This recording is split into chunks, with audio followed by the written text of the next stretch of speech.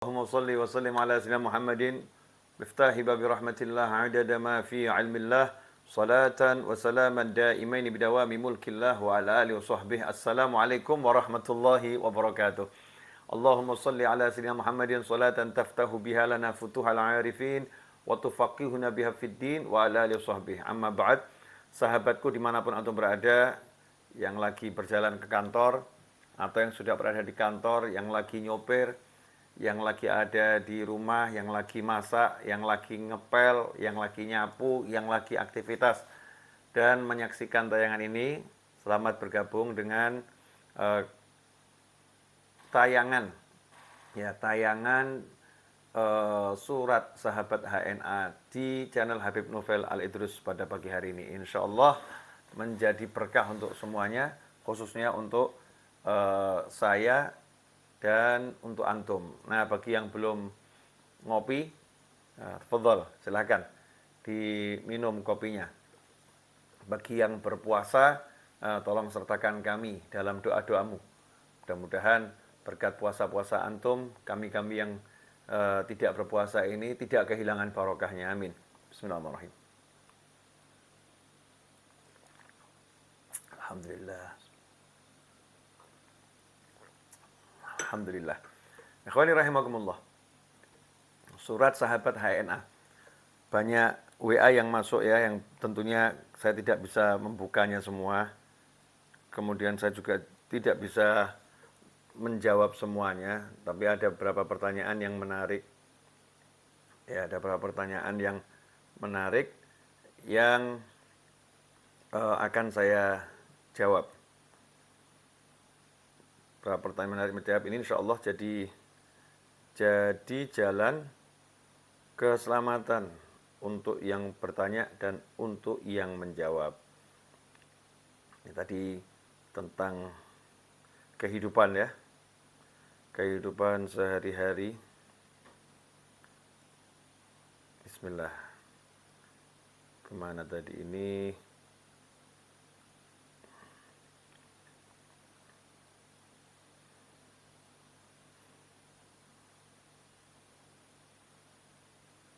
Bismillah.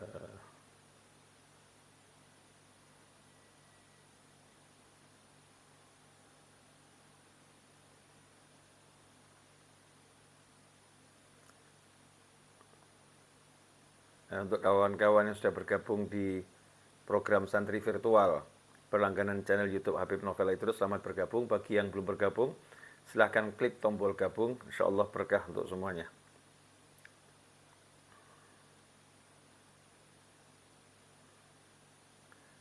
Oh, kita set aja ya. Kita set di sini kalimatnya. Nah, ini pertanyaan dari salah satu pemirsa ya, sahabat HNA. Assalamualaikum Habib Novel. Waalaikumsalam warahmatullahi wabarakatuh. Maaf sebelumnya, saya seorang ibu rumah tangga mau bertanya dengan Habib. Maaf Habib, apakah saya tidak berhak untuk menentukan saya mau tinggal di rumah orang tua atau mertua saya? Dengan alasan karena saya trauma dengan atau kasarnya mertua. Saya masih kesal dengan sikap dan perlakuan mertua saya, Habib. Mohon penjelasannya. Tolong Habib dijawab segera. Masalahnya suami saya maksa supaya saya tinggal di rumah orang tuanya bersama suami. Saya merasa tidak nyaman kalau di sana. Setiap hari saya berbuat dosa. Ikhwani rahimakumullah. Nah, ini permasalahan yang menarik, di mana seorang istri diajak suaminya tinggal bersama suami di rumah orang tua ya, nya suami alias di rumah mertua. Dia berkeberatan lantaran ada ketidakcocokan dengan sikap mertua. Ya, ada ketidakcocokan dengan sikap mertua. Nah, ini perlu kita garis bawahi ya. Perlu kita jelaskan. Hidup ini bukan mencari yang cocok dengan hati kita. Enggak. Tapi hidup ini adalah menerapkan aturan Allah Ta'ala kepada diri kita. Aturannya Allah kita terapkan pada diri kita. Ya, kalau bicara tidak nyaman, tidak cocok, dan lain sebagainya, maka repot kalau kehidupan ini harus sesuai sama nafsu kita. Orang puasa itu ya nggak boleh makan, nggak boleh minum dalam rentan waktu tertentu. Itu orang puasa. Kalau kemudian karena saya nggak nyaman dengan rasa lapar, saya nggak nyaman dengan rasa haus, dijadikan alasan untuk kemudian tidak berpuasa, ya naudzubillah min dzalik, maka tidak sedikit nanti orang yang akhirnya meninggalkan puasa lantaran tidak nyaman. Kalau karena tidak nyaman dengan menutup aurat, kemudian dia katakan, saya nggak nyaman, aurat saya ditutup, saya kepanasan, ya sumuk kata orang, maka saya mau buka aurat saja, dijadikan pembenaran untuk perbuatannya, maka akan jadi kacau balau nih kehidupan. Jadi aturan syariat itu harus kita terapkan dalam kehidupan. Kalau enak ya alhamdulillah, kalau enggak enak ya sabar. Contoh misalnya, aturannya istri ya ikut sama suami selama tidak diajak bermaksiat. La ta'ata li makhluqin fi ma'siyatil khaliq. Seseorang itu tidak boleh mentaati seseorang yang mengajak dia bermaksiat pada Allah Ta'ala. Suami mengajak tinggal di rumah orang tua bukan kemaksiatan. Dan itu kebaktian suaminya kepada orang tuanya. Nah, lantas timbul masalah di rumah mertua, sikap mertua tidak menyenangkan. Sikap mertua menyesakkan dada misalnya. Sikap mertua membuat kita menangis. Sikap mertua tidak cocok dengan sikap saya. Misal seperti itu.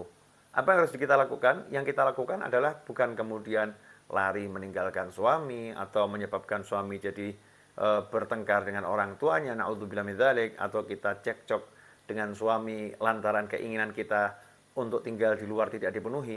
Yang kita lakukan adalah ya turutin apa yang dimau suami karena itu ketaatan, dan kita tingkatkan kesabaran kita.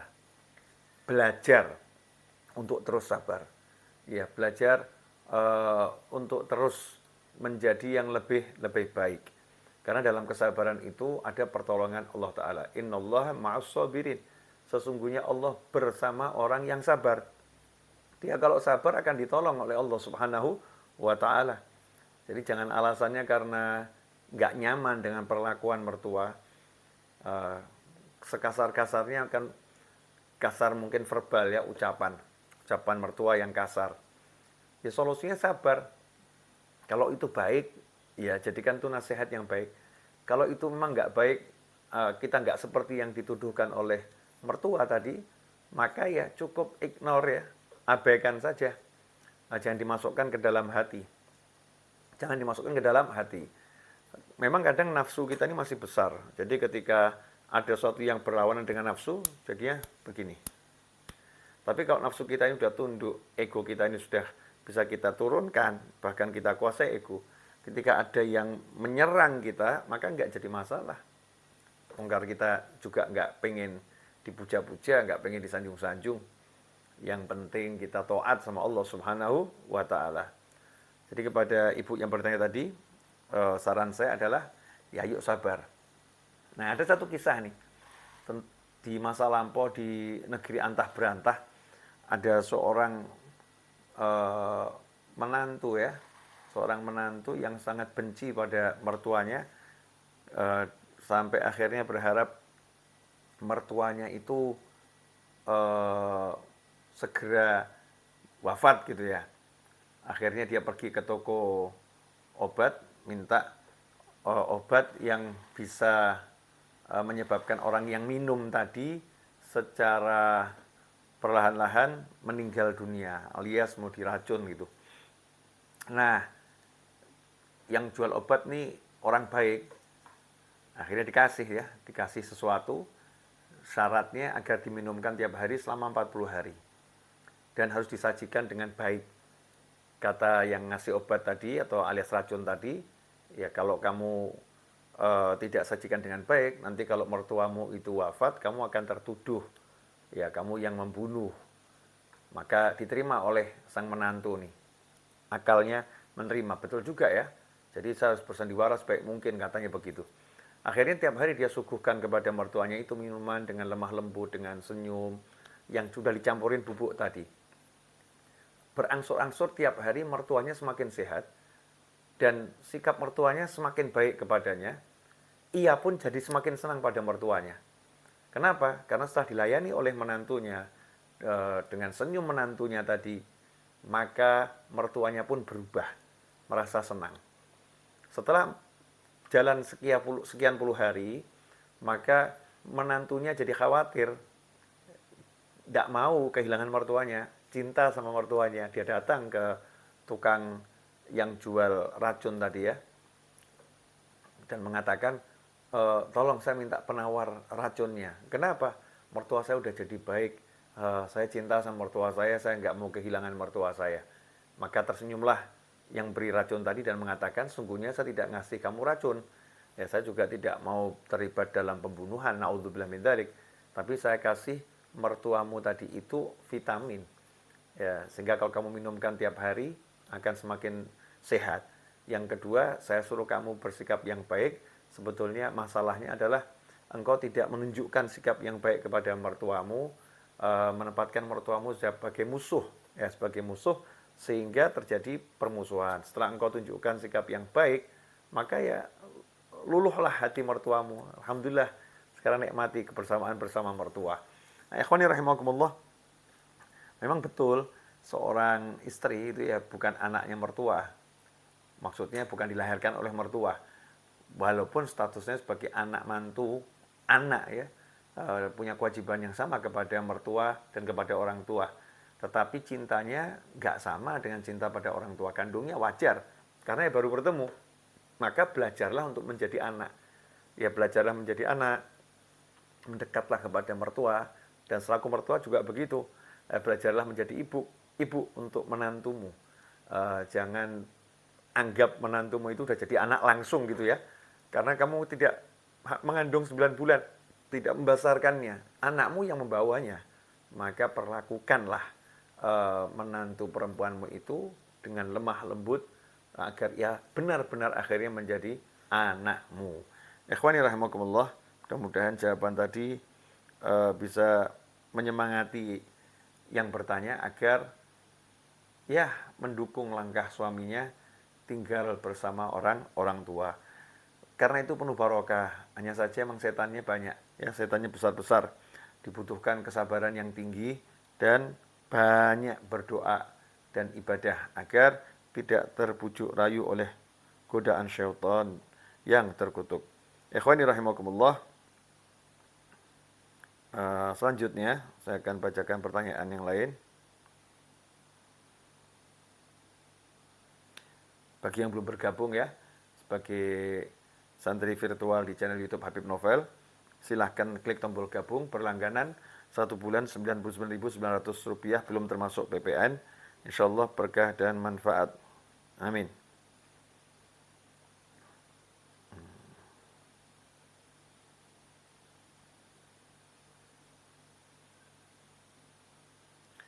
Ya, ini yang banyak pada ngasih salam. Pada ngasih salam.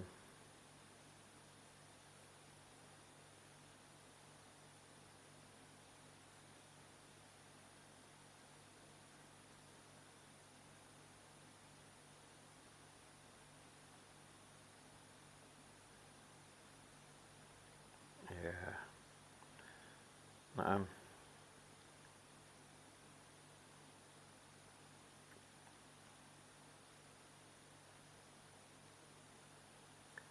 Ya, untuk yang mau pertanyaan lewat chat, silahkan.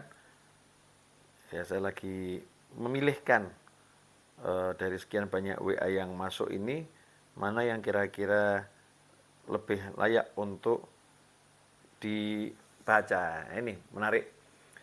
Assalamualaikum Bib, maaf Bib ganggu, sama tanda begini. 3 kali gitu ya. Maaf ganggu Beb, saya pusing Beb, banyak hutang, mohon solusinya. Iya, banyak hutang itu jangan pusing, tapi dibayar. Karena kalau pusing itu nggak menyebabkan hutang lunas. Ya itu Beb, yang jadi pusing kan nggak bisa melunaskan hutangnya itu. Akhirnya pusing. Ya kalau mau solusi ya jangan pusing dulu. Kalau pusing nanti nggak bisa mensolusikan hidupnya. Nggak bisa solusikan masalahnya. Sebetulnya solusinya itu sudah ada dari Allah Subhanahu wa taala. Jadi kalau kita ada apapun tuh ya nanya sama Allah. Nanya sama Allah, gimana caranya nanya sama Allah? Fas'alu ahla dzikri in kuntum la ta'lamun. Kalau kamu nggak tahu, kalian nggak tahu, nanya sama ahli zikir. Nanya kepada beliau-beliau. Nah, cara melunaskan hutang. Punya hutang ya? Iya, siapa sih yang nggak punya hutang zaman sekarang? Hutang PDAM kan juga hutang ya. PDAM itu kita pakai dulu, bayarnya kemudian. Hutang juga itu. Cara melunaskan hutang nomor satu, niat dulu. Niat segera melunaskan hutang. Nah, niat itu qasdu syai' muqtarinun bi fi'lih. Niat itu adalah suatu keinginan hati yang disertai aksi nyata secara langsung. Itu niat. Ya, keinginan hati yang disertai aksi nyata secara langsung. Jadi kalau berniat melunaskan hutang, ya langsung ambil uang, sisihkan, ini untuk bayar hutang. Ya, ini untuk bayar hutang. Seberapapun yang kita miliki, ambil sebagian, sisihkan, ini untuk bayar hutang. Dan itu jangan disentuh ya, betul-betul ini untuk bayar hutang. Nah, kalau bahasa saya yang paling mudah, ambil galon yang besar, kemudian ambil uang itu masukin galon tadi itu, niat ini untuk bayar hutang. Tulisin aja, bayar hutang. Niat, ya, itu namanya niat dengan aksi nyata. Itu nih niat. Karena dalam hadis disebutkan, siapa yang berhutang dengan niat untuk membayar, maka Allah yang akan melunaskannya. Allah yang akan melunaskannya. Kalau udah Allah yang melunaskannya kan ya lunas ya. Caranya jangan ditanya, gimana cara Allah melunaskannya? Banyak ya, Allah akan memberi rezeki dari arah yang tak terduga. Allah akan beri ide-ide untuk berusaha yang menghasilkan sesuatu, usaha yang barokah. Allah akan menggerakkan ya sekitar kita untuk membantu kita melunaskan hutang tersebut dengan kuasanya Allah Subhanahu wa taala yang maha kuasa, maha bisa, maha baik, maha kaya, maha mengayakan, maha melunaskan. Jadi itu dulu niat ya. Niat itu dalam bentuk aksi nyata. Ya aksi nyatanya paling sederhana ya cari galon, isi uang tiap hari seberapapun yang kita bisa. Kemudian yang kedua, baca doa. Baca doa yang diajarkan Nabi Muhammad SAW. Karena doa itu punya kekuatan yang luar biasa. Doa silahul mukmin. Doa itu senjatanya mukmin. Doa senjatanya mukmin. Jadi kalau mau melunaskan hutang ya senjatanya doa. Di antaranya sehabis sholat jangan pernah tinggalkan Allahumma kfini bihalalika an haramika wa aghnini bifadlika amman siwak. Allahumma kfini bihalalika an haramika wa aghnini bifadlika amman siwak. Baca itu. Jangan pernah tinggalkan. Ya Allah, cukupi aku dengan rezekimu yang halal. Allah makfini bihalalika an haramika, sehingga aku tidak terjerumus pada yang haram. Ya. Allahumma kfini bihalalika an haramika wa aghnini bifadlika amman siwak, dan jadikan aku cukup dengan karuniamu sehingga aku tidak membutuhkan yang lain. Ini baca setiap habis sholat, direnungi maknanya. Nah, maka insya Allah akan ada solusi dari Allah Ta'ala sebagaimana Allah janjikan, wa may yattaqillaha yaj'al lahu makhrajan wa yarzuqhu min haitsu la yahtasib. Siapa takwa kepada Allah, maka Allah akan memberinya jalan keluar, solusi, wa yarzuqhu min haitsu la yahtasib. Dan Allah akan berinya rezeki dari arah yang tidak pernah biasa dia duga. Arah yang tidak bisa disangka-sangka, surprise itu rezekinya. Syaratnya itu takwa dulu. Nah, takwanya tadi itu niat melunaskan hutang, itu takwa dalam berhutang. Kemudian cari yang halal, yaitu takwa dalam berhutang. Maka kita akan diberi surprise sehingga kita terkejut, tiba-tiba kok lunas ya hutangnya. Nah kalau nggak mulai menyisihkan, nggak mulai bayar, nggak lunas-lunas. Ya, karena niatnya udah salah, niatnya tidak direalisasikan, niatnya tidak diwujudkan. Itu dulu untuk yang pengen hutangnya lunas, yang mudah-mudahan nggak pusing lagi dan diberi solusi oleh Allah Subhanahu wa taala. Amin. Allahumma amin. Selanjutnya bismillah.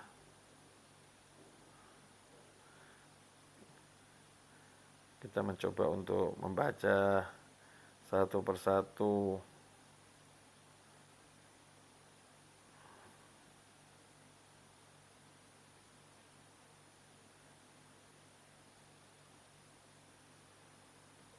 Bismillah.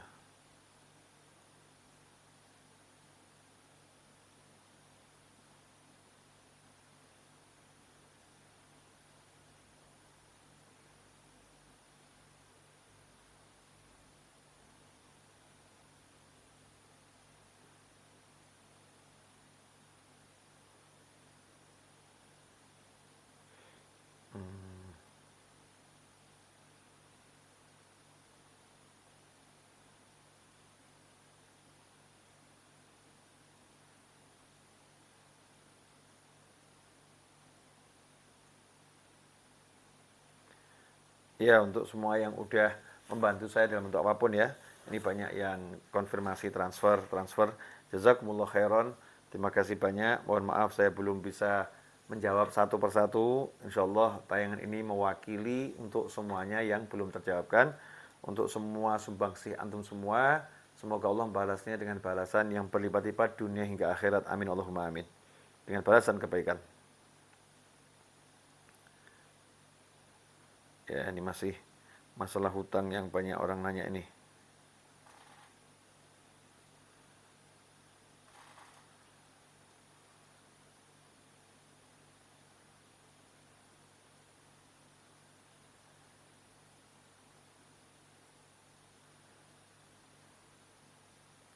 Nah, bagi yang belum beli e-book saya, ya bagi yang belum beli e-book, silahkan beli e-booknya ya.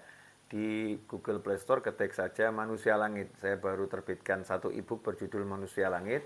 Nah, cari di Google Play Store Manusia Langit. Nah,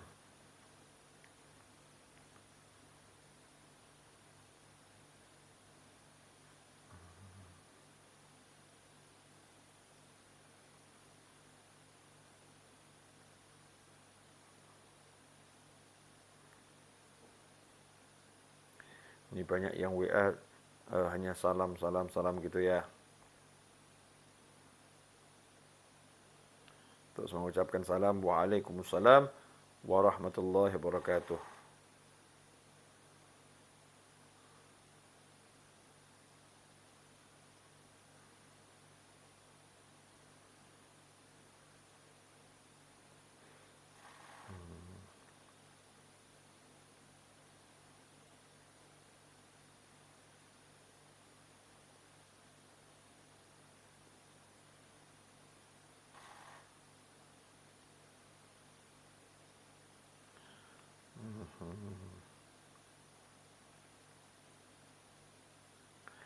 Iya. Assalamualaikum Habib, semoga Allah melimpahkan keberkahan kepada Habib dan keluarga. Amin. Dan juga kepada antum semuanya. Habib, bagaimana cara mengambil hikmah dari setiap peristiwa atau kejadian yang kita alami? Terima kasih.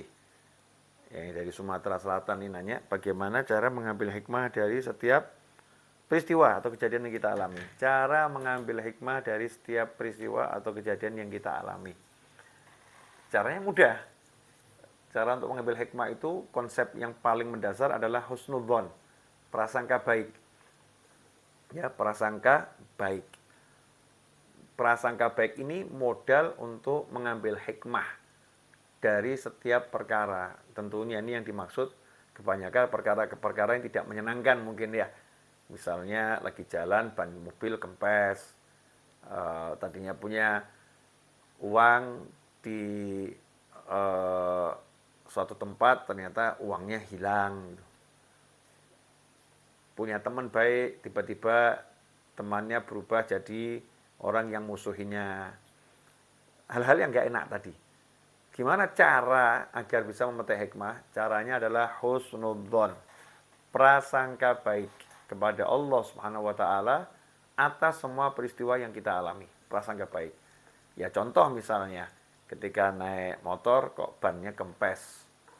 Harus berhenti sehingga dia harus tambal ban. Prasangka baiknya diantaranya adalah, oh ini saya lagi disuruh berhenti di tukang tambal ban karena Allah pilih saya sebagai pengantar rezeki untuk tukang tambal ban tersebut. Jadi kita merasa mulia, saya mengantarkan rezeki untuk tukang tambal ban. Itu yang pertama. Kemudian yang kedua, kita prasangka baik. Mungkin kalau terus berjalan dan tidak kempes nih, mungkin ada sesuatu yang nggak baik di menit kesekian dalam perjalanan. Karena tadi baca doa sama Allah, diberhentikan dengan paksa, ban kita dibuat kempes biar kita selamat, ya biar kita selamat, dan seterusnya. Jadi buat prasangka baik sebanyak mungkin pada Allah Subhanahu wa taala. Kemudian untuk prasangka baik dibutuhkan ilmu, ya ilmu yang banyak. Makanya biar kita bisa memetik hikmah sebanyak mungkin, ya belajar tanpa henti, istiqomah setiap saat, selalu cari ilmu. Nanti kalau selalu cari ilmu, maka jangankan kok yang nggak enak, di segala hal kita bisa memetik hikmah. Dalam hembusan dan tarikan napas itu melihat apapun akan jadi hikmah, akan jadi ilmu, akan jadi pelajaran. Kalau kita ilmunya semakin banyak, terus belajar. Nah karena itulah termasuk cara agar bisa memetik hikmah, mencari orang-orang yang ahli hikmah, orang-orang yang punya ilmu, bergaul bersama mereka semua. Insya Allah dengan bergaul dengan orang-orang yang soleh, kita akan mendapatkan kemampuan untuk betul-betul memetik hikmah dari setiap peristiwa yang ada. Nah, amin, insya Allah bisa.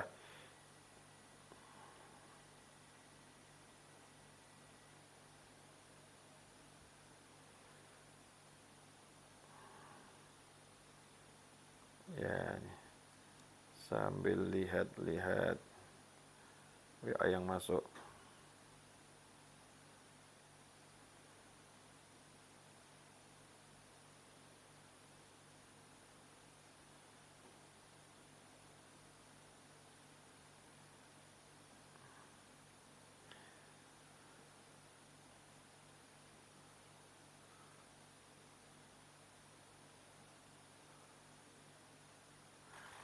Assalamualaikum Bib, mau tanya Bib, bagaimana caranya melunakkan hati istri saya yang keras?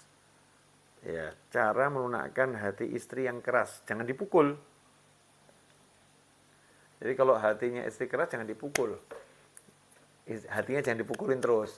Kalau keras dipukulin terus ya tambah keras nanti. Kalau bengkok diluruskan pelan-pelan. Kalau keras dilembutkan. Gimana caranya? Sebetulnya al-mu'min mir'atul mu'min. Seorang mukmin itu jadi cermin buat mukmin yang lain. Nah kadang-kadang ya, ini saya nggak tahu antum seperti apa, tapi coba renungkan nih. Kadang-kadang istri itu jadi keras, ya jadi keras karena Allah lagi mempertontonkan diri kita seperti itu. Allah ingin menunjukkan kamu tuh seperti itu loh, maka dikasih istrinya keras. Maka agar istri ini jadi lembut, cara yang paling bagus adalah lembutkan diri kita. Jadikan diri kita lembut, jadikan diri kita tawadhu, jadikan diri kita ini enggak angkuh, kita perbaiki diri kita, tempat terus diri kita. Kalau diri kita ini lembut, maka yang di sekitar kita akan jadi lembut. Kalau diri kita ini bercahaya, maka yang di sekitar kita akan bisa melihat. Dalam kegelapan dia akan bisa melihat karena ada cahaya. Jadi mulai dari diri kita, perbaiki diri kita, jangan terus melihat keluar, jangan terus menyalahkan orang, jangan terus mengeluhkan sikap orang lain. Ya, jangan mengeluhkan sikap orang lain, tapi perbaiki diri kita, maka insya Allah keluarnya itu ya menghasilkan yang positif, dan sehingga orang-orang di sekitar kita menjadi berubah karena dirubah oleh Allah Subhanahu wa taala. Jadi itu saran saya, caranya lembutkan diri kita, perbaiki diri kita ya, insya Allah kita bisa mendapatkan kebahagiaan dunia akhirat. Amin.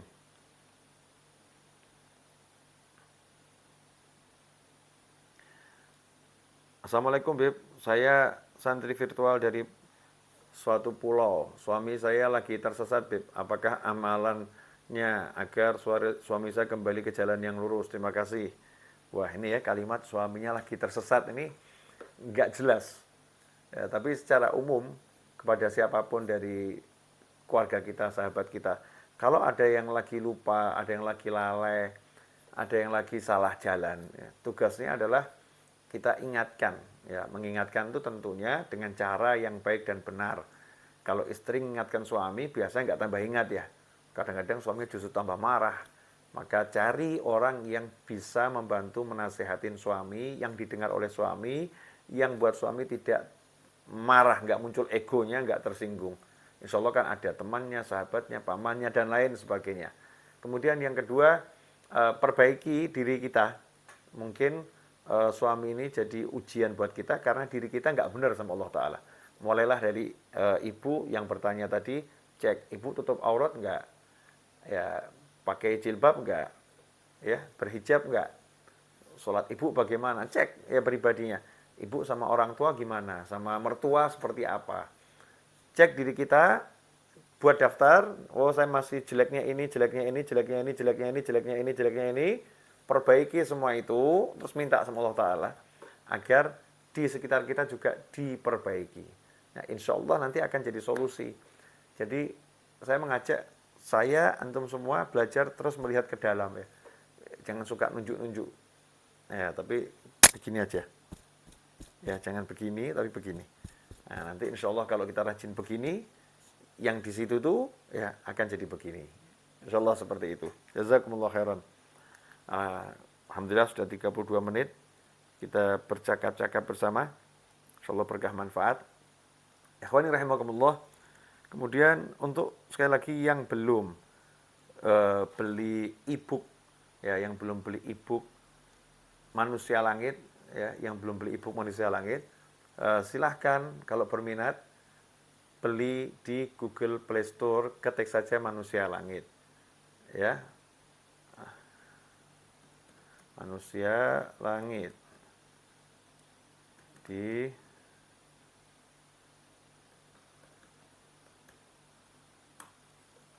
ya ketik Manusia Langit di Google Play Store, maka insya Allah nanti hasil dari pembelian itu kita gunakan untuk kegiatan majlis dan lain sebagainya. Karena sampai hari ini baru 38 eksemplar yang terjual, alhamdulillah ya. Tapi semangat kita pengen jual puluhan ribu atau bahkan ratusan ribu eksemplar nantinya. Perlahan-lahan tapi istiqomah. Semoga insya Allah barokah dan tiap hari ada yang beli dan semakin banyak. Terus yang belum gabung di langganan khusus channel YouTube Habib Novel itu si santri virtual, segera klik tombol gabung. Nah, dan ikuti petunjuk yang ada, insya Allah bisa menyaksikan banyak video yang akan kami unggah khusus untuk pelanggan. Nah, maka kalau masuk channel YouTube Habib Novel Ali terus ada video kok nggak bisa diputar, tulisannya khusus pelanggan, nah, biar bisa mutar video itu, jadilah pelanggan terlebih dahulu. Ikhwani rahimakumullah.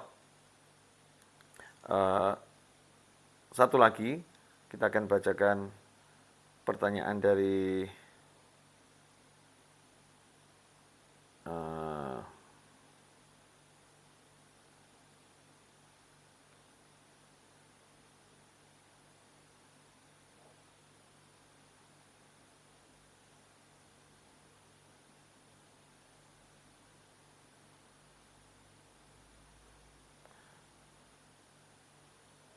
yang bertanya.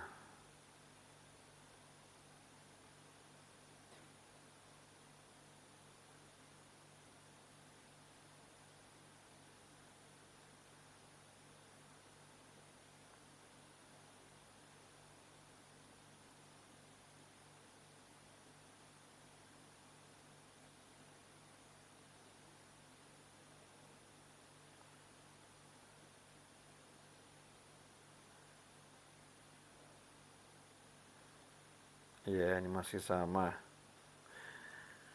Bib, saya mau tanya, gimana sih caranya rezeki kita ngalir terus, Bib? Terima kasih. Assalamualaikum. Waalaikumsalam warahmatullahi wabarakatuh. Kalau rezeki kita nggak ngalir, kita udah mati. Ya, rezeki itu akan terhenti saat kita mati. Jadi selama kita masih bernafas, berarti kita penuh rezeki. Cuman masalahnya, kadang-kadang kita ini nganggap rezeki cuman uang, itu masalahnya. Kita nggak nganggap sehat itu rezeki, kita nggak nganggap bisa menghirup oksigen dengan mudah ini rezeki, kita nggak menganggap bisa bicara itu rezeki, kita mempersempit makna rezeki. Duit, Masya Allah, sungguh naif ya, rezeki kok kita sempitkan dengan kata-kata duit, uang gitu. Nah, kalau yang ditanyakan bagaimana caranya agar nominalnya uang itu nambah tanpa terhenti, ya ada, caranya ada sih. Caranya ada dan itu bukan tips ya.